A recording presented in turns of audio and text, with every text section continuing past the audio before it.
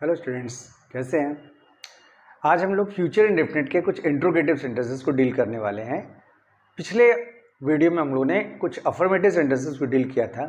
इससे पहले कि मैं वीडियो शुरू करूं, मैं फिर से एक बार आपके स्क्रीन पर फ्यूचर इंडेफिनिट से रिलेटेड कुछ इन्फॉर्मेशन शेयर करना चाहूँगा आपकी सुविधा के लिए। जिन लोगों ने इसे ना उतारा हो, प्लीज़ इसे उतार लीजिए ताकि पढ़ते समय आपको सहूलियत हो। इसके पहचान के बारे में जैसा आपने अभी देखा, पहचान है वाक्य के अंत में वर्ब के साथ गा, गे या गी अक्षर लगा होता है और सिर्फ गा, गे, गी लगा होने मात्र से वाक्य को फ्यूचर इंडेफिनिट नहीं मान लेना चाहिए, बल्कि ये पढ़कर ये भी लगना चाहिए वाक्य कि काम भविष्य में होगा, काम भविष्य में शुरू होगा।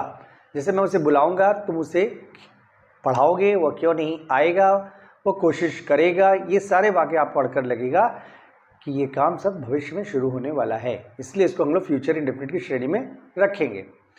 अब जहाँ तक हेल्प यू की बात है, हेल्प यू में अगर वाक्य एक्टिव है तो विल या शैल का प्रयोग करते हैं। और मैंने पहले भी बताया कि आज के मॉडर्न इंग्लिश में लोग शैल का प्रयोग ना के बराबर करते हैं, इसलिए मैं भी शैल का प्रयोग नहीं करूँगा। वैसे भी मैं बता दूँ शैल किस जगह यूज़ होता है, वो आपने देखा होगा स्क्रीन पे कि आई और वी के साथ शैल यूज़ होता है, बाकी सारी चीज़ों के साथ विल लगता है। यानी he, she, we, he, she, you, they, बहुवचन की संज्ञा हो या एक वचन की संज्ञा हो, सारी चीज़ों के साथ विल लगता है। लेकिन ये भी कंडीशन है कि अगर वाक्य पढ़कर लगे कि काम जो बोला जा रहा है, जो काम हो रहा है, उस पर हम जोर दे के कह रहे हैं तो उलट देते हैं। यानी जहाँ पर विल लगाना है वहाँ शैल लगाने लगते हैं, जहाँ पर शैल लगाना हो वहाँ विल लगाने लगते हैं। यानी आई और वी के साथ विल हो जाता है, बाकी सब सारी चीज़ों के साथ शैल हो जाता है। तो ये थी इसके हेल्पियो के एक्टिव वाले हेल्पियो के बारे में जानकारी। और पैसिव हो तो विल बी या शैल भी हो जाएगा। लेकिन फिर से मैं कहूँगा कि मैं पूरे सेंटेंसेस में खाली विल का ही प्रयोग करूँगा या विल बी का ही प्रयोग करूँगा। अगर आपकी जानकारी के लिए मैंने सिर्फ आपको बता दिया कि शैल का प्रयोग कहाँ पर होता है, और फिर मैंने ये भी बता दिया कि शैल का प्रयोग आजकल नहीं किया जाता है। अगर आपको करना है तो आप बिल्कुल कर सकते हैं। लेकिन अगर आप सुनेंगे किसी को भी इंग्लिश में बात करते हुए या कहीं लिखा हुआ भी आप देखेंगे तो आजकल शैल का यूज़ नहीं के बराबर है। और शैल का जहाँ पे यूज़ है वो हम बताएंगे। भविष्य में कुछ और चीज़ें जब पढ़ेंगे तो वहाँ शैल का यूज़ आप होता हुआ देखेंगे। ये तो थी हेल्पियो के बारे में जानकारी। अब बात कर ले वर्ब का फॉर्म। अगर वाक्य एक्टिव है तो वर्ब का फर्स्ट फॉर्म, पैसिव है तो वर्ब का थर्ड फॉर्म। पैसिव में हमेशा थर्ड फॉर्म होता है, चाहे कोई भी टेंस क्यों ना हो, चाहे कोई मॉडल्स क्यों ना हो। ठीक है, तो ये बात थी फ्यूचर इंडेफिनिट के बारे में, इसकी जानकारी ये थी। अब हम लोग आज वाक्य जो शुरू करने वाले हैं उसमें सबसे पहला वाक्य आप अपने बोर्ड पर देख सकते हैं, लोग उसकी तारीफ क्यों नहीं करेंगे। ये एक प्रश्नवाचक वाक्य है क्योंकि इसमें क्यों शब्द लगा हुआ है। जैसे आप जानते हैं अगर वाक्य में क्यों, कहाँ, कब, कैसे, कितना, कितने, कितने, किसका, किसकी, किसके, कौन सा, कौन सी, किस प्रकार का, इनमें से कोई भी शब्द दिखाई दे जाए तो समझ जाइए वाक्य प्रश्नवाचक है। तो इस तरह से ये वाक्य भी प्रश्नवाचक है। दूसरी बात ये फ्यूचर इंडेफिनिट क्यों है, क्योंकि इसमें जो वर्ब है तारीफ करना, इसके साथ गे शब्द लगा हुआ है और वाक्य पढ़कर लग रहा है कि काम भविष्य में होगा। तारीफ करेंगे, अभी कर नहीं रहे, करेंगे, भविष्य में करेंगे। जिस समय हम कह रहे हैं उसके बाद करेंगे। भविष्य का मतलब जिस क्षण आपने बात शुरू की किसी चीज़ के बारे में, उसके तुरंत बाद अगर कोई भी काम हो उसको भविष्य कहते हैं। भविष्य का यही मतलब है। अगर मैं 4 बजे कोई बात कर रहा हूँ और 4:01 पर अगर कोई काम हो रहा हो, कोई घटना घट रही हो या कोई चीज़ जिसके बारे में बात कर रहे हैं वो हो रही हो, तो उसको फ्यूचर इंडेफिनिट यानी उसको फ्यूचर टेंस ही मानेंगे। चाहे फ्यूचर डिफिनिट हो या फ्यूचर कॉन्टिन्यूस हो या फ्यूचर परफेक्ट हो, उससे नहीं मतलब, वो फ्यूचर टेंस ही कहलाएगा। तो ये फ्यूचर टेंस है। और वर्ब है तारीफ करना। वर्ब क्यों है, क्योंकि जैसा आप जानते हैं जिस शब्द के साथ कर, करूँ, करे, की, किया इत्यादि शब्द लगा उसको हम लोग वर्ब कहते हैं, या जिस शब्द के साथ ना अक्षर जोड़ा जा सकता है उसको वर्ब कहते हैं। तो तारीफ करना वर्ब है क्योंकि ना लग सकता है, तारीफ करना। तो वर्ब खोजने के बाद ऑब्जेक्ट खोजते हैं, किसको या किसकी लगा के प्रश्न करेंगे वर्ब के साथ। किसकी तारीफ कर रहे हो, किसकी तारीफ करोगे, तो उत्तर मिला उसकी, तो ये हो गया आपका ऑब्जेक्ट। फिर खोजना है सब्जेक्ट। सब्जेक्ट खोजने के लिए क्रिया के पीछे कौन शब्द लगा के प्रश्न करते हैं, कौन तारीफ कर रहा है, या किसने लगा के प्रश्न करते हैं, किसने तारीफ की, तो उत्तर मिला लोग। लोग तारीफ करेंगे। कौन तारीफ कर रहा है या कौन तारीफ करेगा, लोग तारीफ करेंगे। तो लोग हुआ सब्जेक्ट। जैसे आप जानते हैं अगर वाक्य में सब्जेक्ट हो तो वाक्य एक्टिव कहलाता है। अगर वाक्य में सब्जेक्ट हो तो वाक्य एक्टिव कहलाता है। अगर वाक्य एक्टिव है तो हेल्प यू क्या लगाएंगे, विल लगाएंगे। हेल्प यू नोट कर लिया। अब ट्रांसलेशन करेंगे। प्रश्नवाचक वाक्य है तो प्रश्नवाचक वाक्य का स्ट्रक्चर क्या है। Number 1 WH। WH मतलब what, when, where, which, why, whose, whom, ये सारे शब्द WH में आते हैं। इसके अलावा और भी प्रश्नवाचक शब्द होते हैं जिसमें WH ना लगाओ, उसको भी हम लोग प्रश्नवाचक शब्द ही मानेंगे, ठीक है। यानी जरूरी नहीं कि हर प्रश्नवाचक शब्द में WH से ही शुरुआत हो, ठीक है। इसके अलावा भी हो सकता है WH के अलावा, जैसे कहने के लिए how, how many, how much, इसमें हाउ से शुरू हुआ तो यस से शुरू हुआ, W से शुरू हुआ नहीं है, तो इसका ये मतलब नहीं हुआ कि ये प्रश्नवाचक शब्द नहीं है या ये WH नहीं है, ये भी WH है। लेकिन जिसने भी नाम दिया हो WH कुछ सोच के ही दिया होगा, तो उसके डिटेल में जाने की कोई ज़रूरत नहीं, बस आप ये समझिए WH का मतलब हुआ प्रश्नवाचक शब्द जो आपके वाक्य में है। क्यों? तो पहले प्रश्नवाचक शब्द की इंग्लिश बना लेंगे, क्यों की इंग्लिश होती है वाई। नंबर 2 लिखा है WH के साथ वाली संज्ञा। WH के साथ वाली संज्ञा का मतलब हुआ कुछ प्रश्नवाचक शब्द ऐसे होते हैं जिसके बाद संज्ञा आती ही आती है, तो उसकी इंग्लिश भी उसके बगल में बना दी जाती है। वो कौन से शब्द होते हैं, कौन कौन से प्रश्नवाचक शब्द होते हैं, इसके बारे में हम लोगों ने पहले बात की है, लेकिन फिर से मैं बता देता हूँ। वो प्रश्नवाचक शब्द है कितना, कितनी, कितने, किसका, किसकी, कौन सा, कौन सी, किस प्रकार का या क्या। लेकिन ये जो क्या शब्द है इसके बाद हो सकता है संज्ञा आए, हो सकता है क्रिया आए, तो जरूरी नहीं है क्या के साथ हमेशा संज्ञा आए ही आए, लेकिन जो बाकी हमने जो भी शब्द बताए उन शब्दों के तुरंत बाद संज्ञा जरूर आएगा। अब बच्चे जो रह जाते हैं शब्द जैसे क्यों, कहाँ, कब, कैसे, कौन, ये जो शब्द है इसके बाद संज्ञा नहीं आती है, और आए भी तो उसकी इंग्लिश उसके बगल में नहीं बनाएंगे। पहली बात तो आएगी नहीं, और अगर मान लीजिए कोई वाक्य ऐसा दिख ही जाए जिसमें इन शब्दों के बाद आपको संज्ञा दिख रही हो तो उसकी इंग्लिश उसके बगल में नहीं बनाएंगे, ठीक है। फिलहाल यहाँ पे क्यों लिखा है और क्यों के बाद जो लिखा है नहीं, ये तो देख ही सकते हैं ये संज्ञा नहीं है।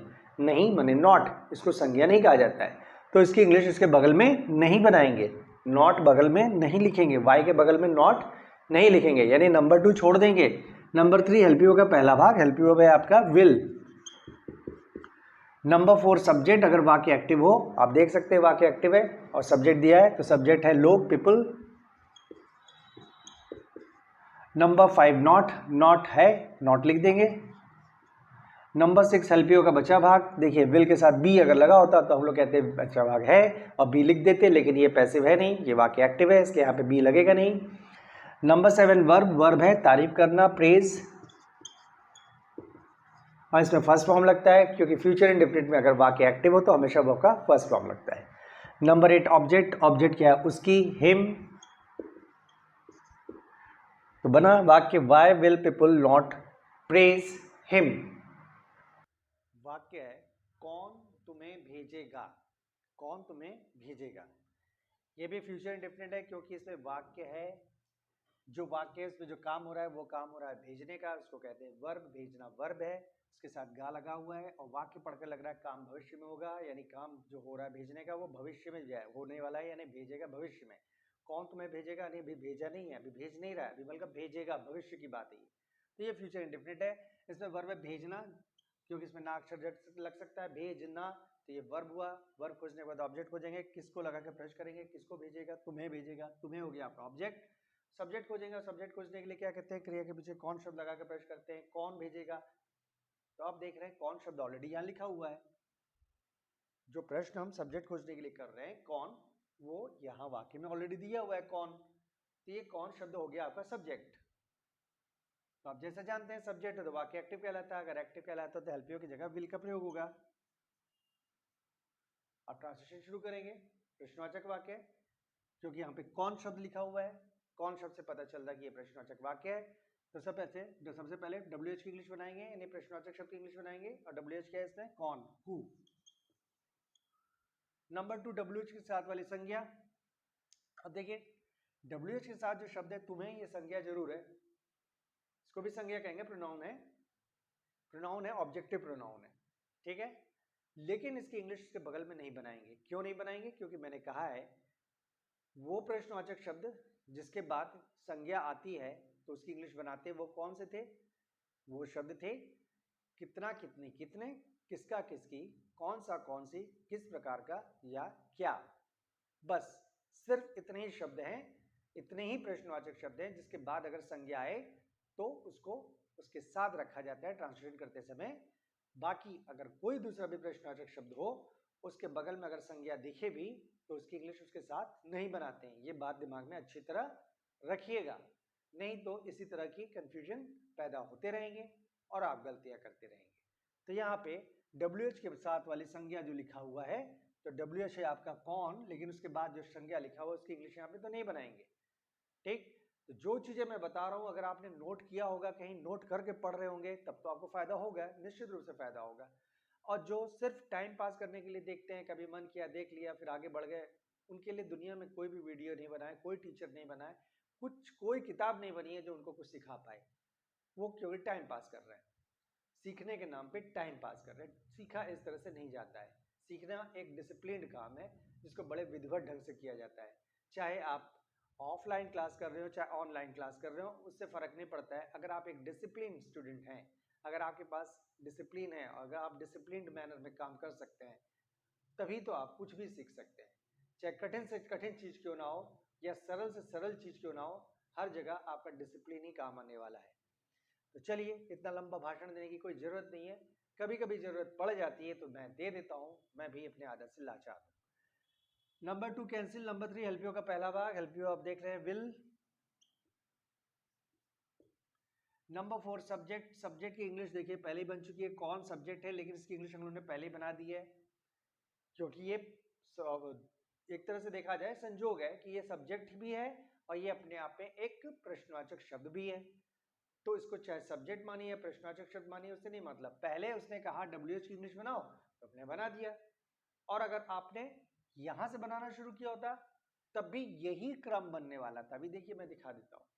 लेकिन मैंने ये कहा था एक बार कि अगर आप WH इसको साधारण वाक्य के स्ट्रक्चर को यूज करके बनाएंगे तो ज्यादा आसानी से बनेगा। मेरे पिछले कुछ वीडियोस में मैंने जहां कहीं भी कौन या किसने शब्द का प्रयोग करते हुए कोई वाक्य बनाया होगा, आपने देखा होगा मैंने साधारण वाक्य के स्ट्रक्चर को फॉलो करते हुए बनाया है।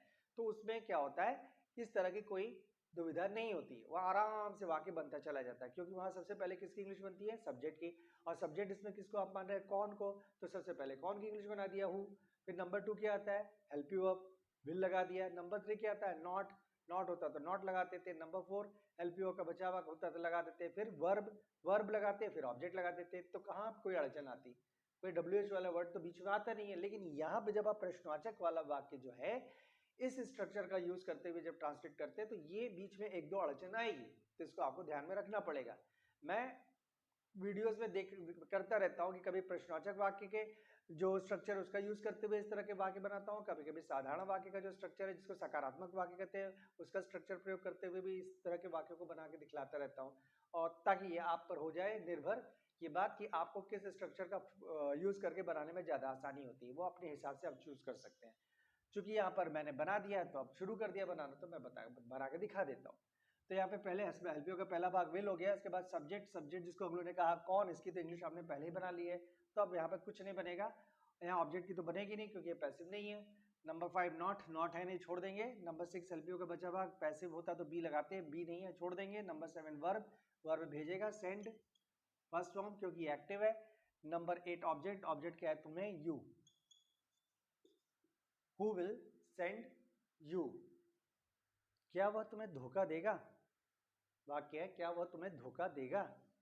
वर्ब है धोखा देना, धोखा देना, दे अलग से नहीं है, धोखा शब्द के साथ जुड़ा हुआ है ये शब्द, धोखा देना, ये पूरा का पूरा मिला के एक वर्ड बन रहा है धोखा देना। तो ये हो गया आपका वर्ब, धोखा देना। और ये फ्यूचर इंडेफिनिट क्यों है कि आपकी लास्ट में लगा है गा वर्ब के साथ, और वाक्य पढ़कर लग रहा है कि काम भविष्य में होगा, यानी अभी धोखा दे नहीं रहा है, देगा, भविष्य में देगा, इसलिए फ्यूचर इंडेफिनिट है।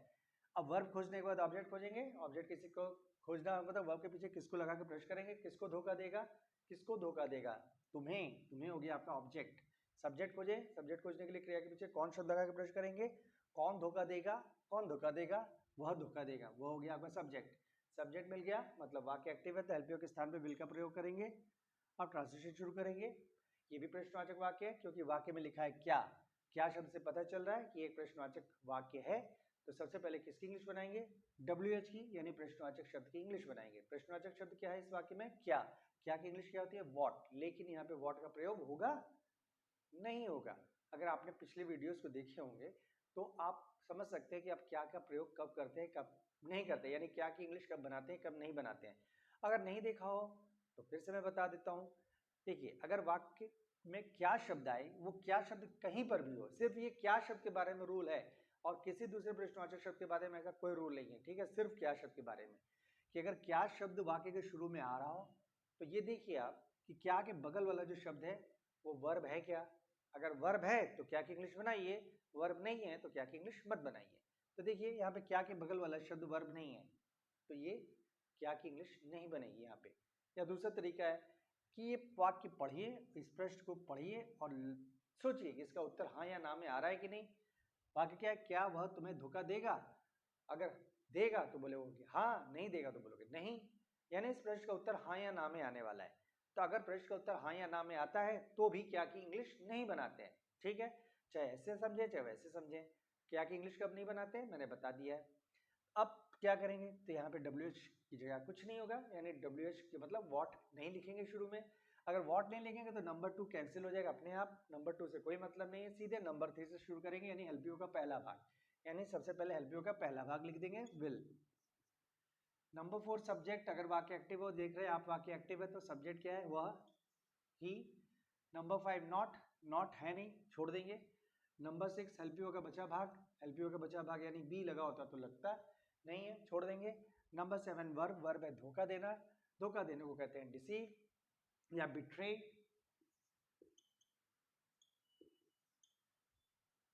फिर नंबर 8 है ऑब्जेक्ट, ऑब्जेक्ट है तुम्हें, you. Will he deceive you, will he deceive you, क्या खरीदा जाएगा। अगला वाक्य क्या खरीदा जाएगा, इसमें भी वर्ब क्या है, वर्ब है खरीदना, ठीक है। वर्ब खरीदना है लेकिन इसके साथ जा शब्द भी जुड़ा है, तो हो सकता है जा शब्द भी वर्ब हो, तो चेक करना पड़ता है। कई बार जा शब्द वर्ब नहीं होता है लेकिन हम क्या करते हैं जा को वर्ब मान लेते हैं और ट्रांसलेशन शुरू कर देते हैं, वाक्य हो जाता है गलत। तो पहले चेक करना पड़ता है। तो जा के पहले वाले शब्द को छुपाइए, तो प्रश्न तो वाक्य बढ़िए, क्या जाएगा, क्या जाएगा, क्या इसका कुछ अर्थ निकल रहा है, कुछ वैल्यू है इस वाक्य की, नहीं, तो इसका मतलब इसमें जा शब्द का कोई अर्थ नहीं है, जा की कोई इंग्लिश नहीं बनेगी, जा वर्ब नहीं है, तो इसको वर्ब मानना है, खरीदना को वर्ब माने, खरीदा मतलब खरीदना, ठीक। अब क्या करेंगे, ऑब्जेक्ट खोजेंगे, ऑब्जेक्ट खोजने के लिए वर्ब के पीछे किसको लगा के प्रश्न करेंगे, किसको खरीदा जाएगा, प्रश्न का उत्तर नहीं मिल रहा है, किसकी खरीदा जाएगा, किससे खरीदा जाएगा, प्रश्न का उत्तर नहीं मिल रहा है। फिर लास्ट में क्या लगा के प्रश्न करेंगे, क्या खरीदा जाएगा, क्या खरीदा जाएगा, जबकि यहाँ पे क्या ऑलरेडी लिखा हुआ है। आपने ऑब्जेक्ट खोजने के लिए क्या शब्द का प्रयोग किया और क्या शब्द ऑलरेडी यहाँ पे लिखा हुआ है, तो ये जो क्या शब्द है इसको ऑब्जेक्ट मानेंगे। क्यों मानेंगे, क्योंकि आप इसके पहले भी हमने कहा था कि अगर वाक्य के शुरू में क्या शब्द आए तो क्या की इंग्लिश कभी कभी बनती है कभी कभी नहीं बनती है, कब बनती है कब नहीं बनती है ये भी बताया था। क्या बताया था, ये बताया था अगर क्या शब्द के तुरंत बाद वर्ब आए तो क्या की इंग्लिश बनती है, ना आए तो नहीं बनती है। तो इसके पिछले वाले वाक्य में क्या शब्द के बाद वर्ब आया नहीं था इसलिए क्या की इंग्लिश नहीं बनी थी, लेकिन यहाँ पे तो क्या शब्द के बाद वर्ब आ रहा है तो क्या की इंग्लिश बनेगी। और अगर क्या की इंग्लिश बनेगी तो ये जो वॉट लिखेंगे यही ऑब्जेक्ट होगा, 100% उसी को ऑब्जेक्ट मानेंगे। अगर किसी भी वाक्य में क्या शब्द की इंग्लिश बना रहे हैं, अगर आप वॉट लिख रहे हैं तो वॉट शब्द को ऑब्जेक्ट ही मानेंगे। यानी आप इस तरह समझिए कि ऑब्जेक्ट खोजने के लिए जब वर्ब के पीछे क्या शब्द लगा के प्रश्न करने जाएं और आपको ऑलरेडी क्या शब्द जो है वर्ब के पीछे दिख जाए वाक्य में, जब आप वाक्य में वर्ब के ठीक पीछे क्या शब्द को लिखा हुआ पा जाएं, तुरंत समझ जाइए कि वहां पे ये जो क्या शब्द है ये ऑब्जेक्ट है। क्लियर, या ये समझ जाइए यहाँ पे क्या की इंग्लिश बनने वाली है तो ये क्या शब्द ऑब्जेक्ट है, ठीक है। अब सब्जेक्ट खोजे, सब्जेक्ट मिलेगा नहीं क्योंकि इसके अलावा कुछ दिख भी नहीं रहा है। सब्जेक्ट खोज के देखिए नहीं मिलेगा, किसने खरीदा या कौन खरीद रहा है, नहीं लिखा है, सब्जेक्ट नहीं तो ये पैसिव है, पैसिव तो हेल्पियो के स्थान पे विल बी का प्रयोग होगा। अब ट्रांसलेशन करें, अब जानते हैं ये प्रश्नवाचक वाक्य है और यहाँ सबसे पहले WH की इंग्लिश यानी प्रश्नवाचक शब्द की इंग्लिश, और प्रश्नवाचक शब्द क्या है क्या, और क्या की इंग्लिश बनेगी, क्योंकि अभी हमने डिस्कस किया है कि क्या के बाद वर्ब आया है तो क्या की इंग्लिश बनेगी, यानी WAT वॉट लिखेंगे पहले। नंबर 2 लिखा है WH के साथ वाली संज्ञा, तो अगर वॉट के बगल में ये शब्द संज्ञा होती तो उसको लिख देते बगल में, लेकिन ये तो क्रिया है तो इसके बगल में ये नहीं लिखेंगे। अगर क्या के बाद लिखा होता क्या, क्या काम, क्या काम किया जाएगा, क्या काम किया जाएगा, तो उस केस में काम ऑब्जेक्ट होता या काम संज्ञा होती तो उसको उसके बगल में लिखते। तो यहाँ पे नहीं लिखना है। नंबर 3 हेल्प यू का पहला भाग विल। नंबर 4 सब्जेक्ट, सब्जेक्ट तो है नहीं क्योंकि वाक्य एक्टिव है नहीं, पैसिव है। तो ऑब्जेक्ट, ऑब्जेक्ट क्या है? क्या। तो क्या की तो इंग्लिश यहाँ पहले ही बन चुकी है, तो अब दोबारा तो बनाएंगे नहीं, आगे बढ़ेंगे। फिर नॉट, नॉट है नहीं, छोड़ देंगे। हेल्प यू का बचा भाग क्या है? बी। नंबर 7 वर्ब, वर्ब क्या है? खरीदना, और पैसिव है तो हमेशा वर्ब का थर्ड फॉर्म यूज होता है, बाय का third form bought. What will be bought. कितने लोग इस फिल्म को पसंद करेंगे, या कितने लोग यह फिल्म पसंद करेंगे। वर्ब है पसंद करना, ऑब्जेक्ट खोजेंगे, किसको लगा कर प्रश्न करेंगे, किसको पसंद करेंगे, उत्तर मिला यह फिल्म, ये हो गया ऑब्जेक्ट। सब्जेक्ट खोजेंगे, कौन लगा कर प्रश्न करेगा, कौन पसंद करेगा, लोग, लोग हो गया सब्जेक्ट। अगर सब्जेक्ट है तो वाक्य एक्टिव, तो यानी हेल्प यू लगेगा विल, और यह भी प्रश्नवाचक वाक्य है। तो पहले प्रश्नवाचक शब्द की इंग्लिश यानी WH की इंग्लिश। WH क्या है इसमें? कितने, कितने की इंग्लिश क्या होती है? हाउ मेनी या हाउ मच। इसके बारे में मैंने बताया किस तरह से डिसाइड किया जाता है हाउ मेनी या हाउ मच। तो एकदम सिंपल सा तरीका है कि कितने के बाद वाला शब्द जो है उसको इंग्लिश में पहले कन्वर्ट कीजिए। लोग की इंग्लिश होती है पीपल, और उसके साथ 2 3 4 लगा के देखिए, 2 पीपल, 2 पीपल, 3 पीपल, 4 पीपल, सही लग रहा है तो इसका मतलब ये शब्द काउंटेबल नाउन है। अगर काउंटेबल नाउन है तो कितने की इंग्लिश हो जाएगी हाउ मेनी, और अगर नहीं जुड़ता तो उसको कहते हैं अनकाउंटेबल नाउन। जैसे लिखा होता कितना पैसा, तो पैसे की इंग्लिश को कन्वर्ट करेंगे तो हो जाएगा मनी, मनी के साथ 2 3 4 लगाइए, 2 मनी, 3 मनी, 4 मनी, नहीं सही लग रहा है तो वो अनकाउंटेबल नाउन है, तो यहाँ पे लगता है हाउ मच। लेकिन ये तो काउंटेबल नाउन है तो यहाँ पे लिखेंगे हाउ मेनी। नंबर 2 WH के साथ वाली संज्ञा, तो देखिए ये उन्हीं प्रश्नवाचक शब्दों की श्रेणी में आता है जिसके बगल में संज्ञा आती ही आती है, तो इसके बगल में संज्ञा तो लिखेंगे इसके साथ ही, how many people. Number 3 help you का पहला भाग help you will. Number 4 subject, subject क्या है? लोग, लोग की इंग्लिश पहले ही बन चुकी है। अगर बन चुकी है तो आप ये गलती कभी मत करिएगा कि ऑब्जेक्ट की इंग्लिश लेके यहाँ बना दें, ये गलती कभी नहीं कीजिएगा क्योंकि ये वाक्य एक्टिव है। एक्टिव वाले वाक्यों में कभी भी ऑब्जेक्ट की इंग्लिश इस जगह नहीं है, ये पैसिव वाले वाक्यों के लिए होता है ये प्लेस ऑब्जेक्ट का। एक्टिव वाले वाक्य में देखिए लिखा है ऑब्जेक्ट वर्ब के बाद, अगर वाक्य एक्टिव हो तो, यानी वर्ब के बाद ऑब्जेक्ट इंग्लिश बनाएंगे, यहाँ पे नहीं बनाएंगे। सब्जेक्ट की अगर पहले बन चुकी है तो कोई बात नहीं, आगे बढ़िए। नंबर 5 नॉट है नहीं, छोड़िए। नंबर 6 हेल्प यू का बचा भाग बी लगेगा नहीं, छोड़िए। नंबर 7 वर्ब, वर्ब है लाइक, पसंद करना। नंबर 8 ऑब्जेक्ट, वाक्य एक्टिव है इसलिए देखिए ऑब्जेक्ट यहाँ पे लास्ट में आएगा, यह film, this film. How many people will like this film. वह किस प्रकार की किताब लिखेगा, वह किस प्रकार की किताब लिखेगा। वर्ब है लिखना, इसके बगल में गा लगा है, वाक्य पढ़ के लग रहा है भविष्य में लिखेगा, अभी नहीं लिख रहा है इसलिए फ्यूचर इंडेफिनिट है।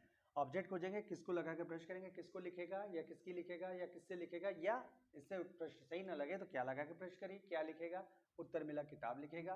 किताब हो गया ऑब्जेक्ट। सब्जेक्ट खोज लेंगे, सब्जेक्ट खोजने के लिए क्रिया के पीछे कौन शब्द लगा के प्रश्न करेंगे, कौन लिखेगा, वह लिखेगा, तो वो हो गया सब्जेक्ट। सब्जेक्ट दिया तो मतलब वाक्य एक्टिव है, हेल्प यू लगेगा विल। अब ट्रांसलेशन करेंगे, सबसे पहले WH की इंग्लिश बनाएंगे। WH बने प्रश्नवाचक शब्द, प्रश्नवाचक शब्द इसमें किस प्रकार की, तो इसकी इंग्लिश होती है व्हाट काइंड ऑफ।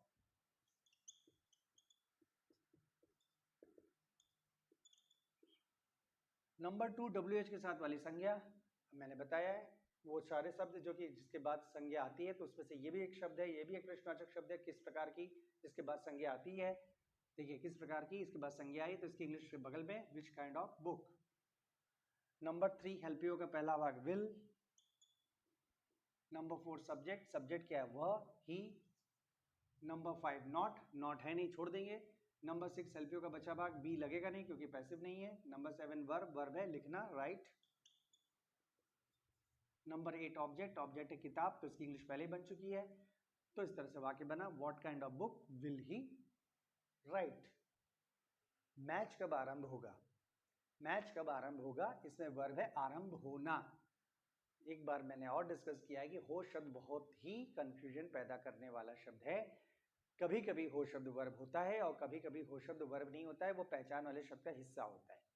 यहाँ पे आरंभ होना ये वर्ब है, आपको ये सब छोटी मोटी बातें याद रखनी पड़ेगी, कहीं नोट डाउन करना पड़ेगा, लिखना पड़ेगा। तो यहाँ आरंभ होना वर्ब है, इसको इंग्लिश में कहते हैं स्टार्ट, और स्टार्ट की दो हिंदी हुई, आरंभ होना, आरंभ करना, शुरू होना, शुरू करना, दोनों होती है, क्लियर है। तो यहाँ पे आरंभ होना वर्ब है, अगर वर्ब है तो अब ऑब्जेक्ट खोजते हैं, क्या लगा के प्रश्न करते हैं सीधे, क्या आरंभ होगा, उत्तर मिला मैच, तो आपके हिसाब से मैच हो गया ऑब्जेक्ट। तो चलिए सब्जेक्ट भी खोज लेते हैं, कौन लगा के प्रश्न करते हैं, कौन आरंभ होगा, तब फिर उत्तर मिला है मैच। अब क्या करें, आप दोनों प्रश्नों का उत्तर एक ही, सब्जेक्ट खोज रहे तब भी वही, ऑब्जेक्ट खोज रहे तब भी वही उत्तर मिल रहा है। तो मैंने बताया था उस केस में आप प्राथमिकता किसको देंगे, सब्जेक्ट को देंगे। तो इस केस में यहाँ पे मैच शब्द सब्जेक्ट होगा, ऑब्जेक्ट नहीं। अगर क्या या कौन दोनों शब्द लगा के जब प्रश्न कर रहे हैं उत्तर सेम मिल रहा है तो उस केस में उसको ऑब्जेक्ट मत मानिएगा, उसको ऑब्जेक्ट न मान के सब्जेक्ट ही मानिएगा। ठीक, तो यहाँ पे ये मैच शब्द सब्जेक्ट है, यानी ये वाक्य एक्टिव है। अगर एक्टिव है तो हेल्प यू विल लगेगा। अब ट्रांसलेशन शुरू करें। सबसे पहले WH की इंग्लिश, WH है व्हेन, कब। नंबर 2 WH के साथ वाली संज्ञा, तो देखिए WH के बाद कब के बाद आरंभ होना, ये वर्ब है, संज्ञा तो है नहीं, तो इसको साथ में नहीं लिखेंगे। नंबर 3 हेल्प यू का पहला भाग विल। नंबर 4 सब्जेक्ट, सब्जेक्ट क्या है, match, the match. Number 5 not है नहीं। नंबर 6 हेल्प यू का बचा हुआ बी है नहीं, छोड़ देंगे। नंबर 7 वर्ब, वर्ब है आरंभ होना, स्टार्ट। नंबर 8 ऑब्जेक्ट है नहीं, छोड़ देंगे। When will the match start? तो इस तरह से हम लोगों ने आज फ्यूचर इंडेफिनिट के कुछ इंट्रोगेटिव सेंटेंसेस को डील किया। अगर आपको अच्छा लगा हो वीडियो, आपको कुछ सीखने को मिला हो तो दूसरों के साथ शेयर करिए, लाइक करिए और सब्सक्राइब कीजिए। जाते जाते मैं कुछ होमवर्क दे के जा रहा हूँ और उसका आंसर शीट भी लास्ट में होगा, आप उसे टैली करके देखिए। अगर आपको कोई प्रॉब्लम है तो आप कमेंट सेक्शन में पूछ सकते हैं, मैं आपकी मदद करने की पूरी कोशिश करूँगा। फिर से अगले वीडियो तक के लिए जय हिंद।